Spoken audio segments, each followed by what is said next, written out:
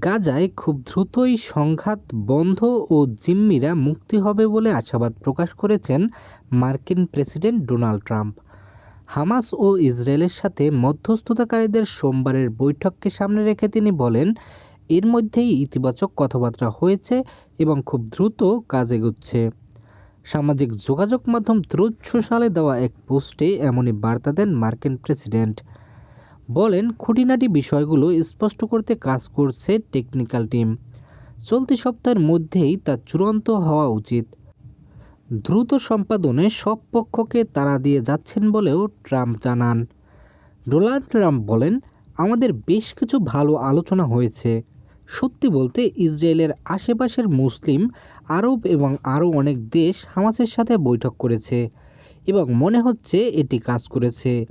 ফলাফলের জন্য আমরা একটু অপেক্ষা করতে হবে।